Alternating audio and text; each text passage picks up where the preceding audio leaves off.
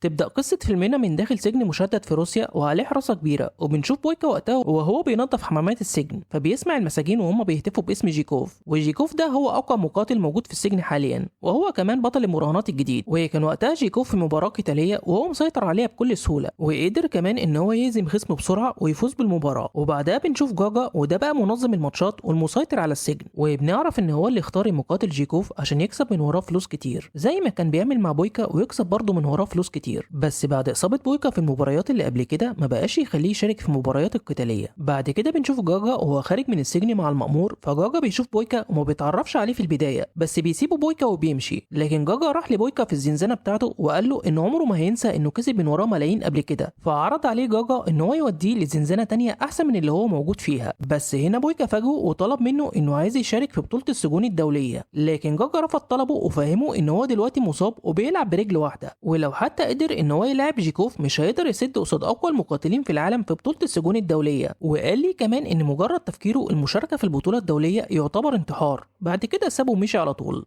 المهم بنشوف بويكا بدأ يتمرن بكل قوة عشان يستعيد قوته من جديد، ولما يجي يوم الماتش اللي لو كسب فيه بويكا جيكوف هيتأهل لبطولة السجون الدولية، وإن كمان اللي هيفوز بالبطولة دي هياخد إعفاء من الأحكام اللي عليه. وهنا بنشوف جيكوف وهو بيفوز بالمباراة بكل سهولة، وفي اللحظة دي بيوصل بويكا بعد ما حلق كل شعره ودلق عليه مية، فوافق جاجا ومدير السجن إن بويكا يشارك في المباريات. وفعلا دخل بويكا الحلبة، ورغم إصابته في ركبته قدر يقاتل بكل قوة ويكسب جيكوف بكل سهولة، وبكده رجع مرة تاني بويكا بطل السجن. بعد كده بياخدوا بويكا وبينقلوه لسجن تاني اكبر في بلد تانية عشان يشارك في بطولة السجون الدولية. وبنروح بعد كده لشخص اسمه ريزو، وبنعرف ان هو منظم ماتشات قتال دولية، وكان ساعتها مجمع كبار شخصيات المراهنات من كل دول العالم، وكان مستقبلهم في الفندق بتاعه، وكان كل واحد منهم داخل البطولة بمقاتل خاص بيه ومراهن عليه. وهناك بيقابل جاجا صديقه الايطالي، وقال لي ان المقاتل الخاص بيه اسمه تيربو، وهو مقاتل قوي جدا، وكان مراهن عليه انه هيكسب البطوله دي. وفي نفس الوقت كانوا مجمعين كل المساجين المشاركين في البطوله. بعد كده بيوصل مدير السجن عشان يتعرف عليهم ويعرفهم على مسجون اسمه راؤول، وقال لهم ان ده بقى بطل السجن بتاعه، ووزعهم بعد كده على اماكنهم في الزنازين. وفي اليوم التاني بياخدوا الحراس بويكا وباقي المساجين وبيركبوهم عربيات وبينقلوهم لمنطقه جبليه، واجبروهم وقتها ان هم يشتغلوا في تكسير الصخور. وهنا كان بيحاول تيربو يتكلم مع بويكا ويبدا يستفز فيه، وكان بويكا خلاص هيمسك فيه، لكن في اللحظه الاخيره بعدهم الحراس عن بعض، فلاحظوا وقتها راؤول قاعد تحت شمسيه ومرتاح ومش بيشتغل زيهم. المهم اول لما خلصوا شغلهم ورجعوا السجن تاني، قال لهم مدير السجن ان عندهم ساعه واحده بس للتدريب، ورغم الارهاق والتعب اللي هم كانوا فيه دخل بويكا وتيربو صاله التدريب واتمرنوا بكل قوه. ولاحظ وقتها بويكا ان تيربو عامل وشم لطفلين على صدره. بعد كده راح مدير السجن لراؤول واداله حقنه منشطه، وبنشوف بعدها راؤول وهو بيتدرب جوه الحلبه، وجاب وقتها مدير السجن ليه مقاتلين اقوياء لغايه عنده عشان يتدرب عليهم، فبدا يدور فيهم الضرب كلهم بكل سهوله. وفي اليوم التاني بتبدا المسابقه، وكان وقتها بيلف بويكا رباط على ركبته المصابه، بس غير رايه في اللحظه الاخيره عشان محدش فيهم يعرف نقطه ضعفه. وهنا بدا رجال الاعمال يحطوا الرهانات بتاعتهم على المقاتلين، وبدات على طول اول مباراه ما بين مسجون يوناني ومسجون برازيلي. فلاحظ بويكا ان المقاتل البرازيلي قوي وليه طريقه مميزه في القتال، وفعلا سيطر المقاتل البرازيلي على خصمه وفاز عليه بكل سهوله. بعد كده بنشوف المباراه الثانيه بين تيربو ومسجون كرواتي، وكانت مباراه قويه جدا، وحاول ساعتها المسجون الكرواتي انه يسيطر على تيربو ويزنوه في الكورنال،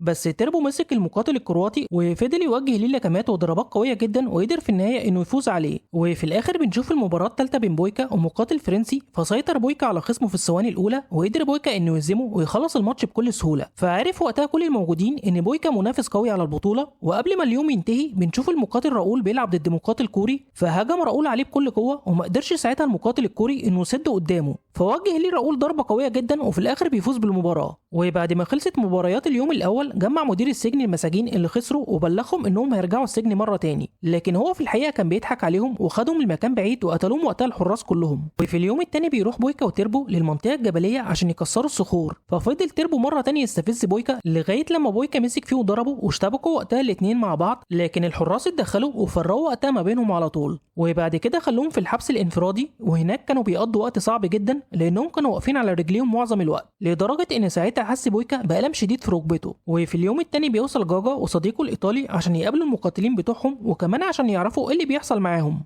ولما عرفوا انهم بيشتغلوا في تكسير الصخور وانهم بيتعاملوا بطريقه سيئه جوه السجن اتضايقوا جدا وراحوا لمدير السجن لانه بيتعمد يتعب المقاتلين قبل المباريات بتاعتهم. وكان وقتها برضه موجود ريزو منظم البطوله واعترف فعلا انه عايز كل المقاتلين يتعبوا ويخسروا عشان يكون ضامن ان راؤول هو اللي يكسب البطوله ويربح هو ملايين من فلوس المراهنات. وقال ليهم كمان انهم لو راهنوا على راؤول هيربحوا فلوس كتير من وراه. فسالوا جاجا عن مصير بويكا وباقي المساجين بعد البطوله، فرد عليه مدير السجن انه هيتخلص منهم كلهم ويجيبوا مقاتلين جداد من سجون تانية. فاقتنع جاجا في النهايه واتفق وقتها مع ريزو ومدير السجن. وفي اليوم التاني بياخدوا الحراس بويكا وتربو للجبل، واثناء وهم في الطريق اعتذر تربو لبويكا عن اللي حصل ما بينهم. فبدا بويكا وتربو يقربوا لبعض، فاشتكى وقتها تربو لبويكا من اللي حصل ليهم. فقال لي بويكا انهم يقدروا يحولوا شغل تكسير الصخور اللي بيعملوه لتدريب عشان يحافظوا على لياقتهم البدنيه. فاقتنع على طول تربو بالفكره، وكان في الوقت ده بيجمع جاجا ورانتي كل الفلوس اللي معاهم عشان يراهنوا على راؤول في البطوله. وفي يوم سال بويكا تربو عن الوشم بتاع الطفلين اللي على صدره، فرد عليه تربو انهم اولاده. وبنعرف هنا ان تربو عايز يفوز بالمسابقه عشان يقدر يخرج من السجن ويشوف اولاده. بعد كده بيبدا اليوم الثاني من البطوله، وكان بويكا بيلعب ضد المقاتل البرازيلي رودريجو، وكانت المباراه قويه جدا لان الاثنين عندهم مهارات عاليه. واثناء المباراه حس بويكا بالم في ركبته، فلاحظ المقاتل البرازيلي مكان الم بويكا وفهم على طول ان بويكا عنده اصابه قويه. بس بويكا جه على نفسه واستحمل وكمل المباراه. وفي الاخر اجبر بويكا رودريجو ان هو يستسلم، وبكده يفوز بويكا بالمباراه وسلم كمان على رودريجو وحياه على الاداء بتاعه.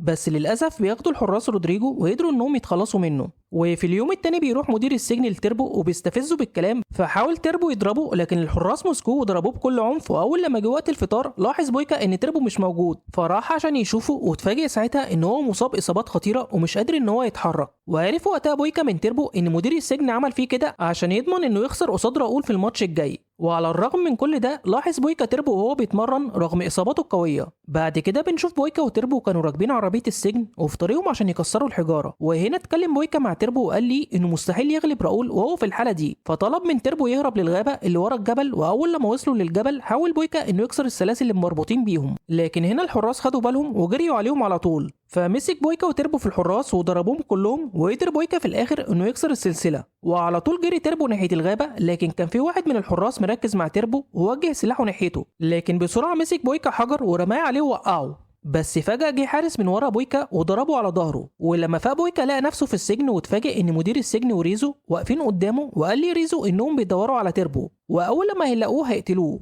وطلب من بويكا ان هو يجهز نفسه لانه هيقابل راؤول في النهايه. بس بويكا كان عايز يقابل جاجا، لكن ريزو قال لي ان جاجا خانه وراهن بكل فلوسه على راؤول. وهنا ظهر جاجا وقال لي بويكا ان فعلا عمل كده لانه بيحب الفلوس اكتر من اي حاجه تانية. وبيجي يوم المباراه النهائيه وبدات المواجهه بين بويكا وراؤول، وكانت المواجهه عنيفه جدا ما بينهم. فبيهجم راؤول بكل قوته، لكن قدر بويكا انه يصد كل ضربات راؤول ويرد عليه بويكا بكل قوته. بس راؤول كان مركز كل ضرباته على ركبه بويكا مصابه، وبالتالي بيتاثر مستوى بويكا وما بيقدرش يجري راؤول. فاستغل راؤول الموقف واستعرض مهاراته وبيواجه لبويكا ضربات قويه جدا لحد ما بويكا انهار تماما. وكمان كمل عليه راؤول وضربه ضربه قاضيه طيرته خارج الحلبه. فبدا هنا راؤول يحتفل والحكم يعد على بويكا. وفي اللحظه دي لمح بويكا جردل ومساحه وافتكر على طول الايام اللي كان بينظف فيها الحمامات في السجن. وهنا استجمع كل قوته ولف على طول ركبته بالقماشه اللي كانوا بينظفوا بيها الارض. فقام وقف على طوله تاني، وكان كل الموجودين مش مصدقين اللي حصل. فسقف ليه راؤول وكانه يعني بيستقل بيه. بس بويكا هجم عليه بكل شراسه ووقعه على الارض عشان يمنعه انه يستخدم رجليه في القتال. وفضل يواجه بويكا ليه لكمات قويه في كل جسمه ويبهر كل اللي بيتفرجوا عليه. لكن راؤول قام تاني وضرب بويكا على ركبته المصابه. بس في لحظه معينه وجه بويكا ضربه قويه بركبته كسرت رجل راؤول، فوقع راؤول على الارض وهو بيصرخ من قوه الضربه. وانتهت المباراه بفوز بويكا واهتف الجماهير كلهم باسمه. وبنشوف جاجا بيتخانق مع ريزو وبيقول لي انه خسر ملايين بسببه. فراح رانتي المدير السجن وهدده بالمسدس بتاعه. وقتها وصل ريزو، لكن رانتي غدر بيه وقتله، وبعدها قتل مدير السجن رانتي هو كمان. وفي اللحظه دي بيروح مدير السجن لبويكا، وكان باين عليه انه متضايق جدا بسبب خسارته. وقال لي مدير السجن ان المفروض بطل البطوله يتم الافراج عنه، لكن بما انه ساعد تربو انه يهرب فيرجعه تاني للسجن من جديد. فقال لي بويكا انه مش فارق معاه اي حاجه. وبعد كده خد الحراس بويكا بالعربيه للمكان اللي بيتخلصوا فيه من المساجين. فمسك مدير السجن مسدسه وحطه على راس بويكا. ووقتها بويكا كان مستسلم للمصير بتاعه مستعد للموت، لكن فجاه ظهر تربو وقتل مدير السجن وكل الحراس اللي معاه وانقذ بويكا في اللحظه الاخيره. وكان جاجا وقتها مستنيهم وراحوا عشان يركبوا معاه العربيه. العربيه، واثناء وهم في الطريق سلم جاجا لبويكا شنطه مليانه فلوس وقال لي ان ده نصيبه من فلوس المراهنات، وقال لي كمان انه راهن عليه بكل فلوسه لانه كان واثق انه هيفوز حتى لو بيلعب بركبه واحده، وكان من وجهه نظره ان بويكا افضل مقاتل في العالم. وفي الاخر قال لي جاجا ان هو دلوقتي بقى حر، وساعتها طلب بويكا من جاجا انه يوقف العربيه ونزل على طول يجري في الشارع، وكان باين عليه انه فرحان جدا لانه في النهايه قدر انه يحرر نفسه. وبكده يخلص فيلمنا النهارده، ولو عجبكم الفيلم اشتركوا في القناه وفعلوا زر الجرس يا احلى اخ واخت، واشوفكم على خير في فيديو جديد.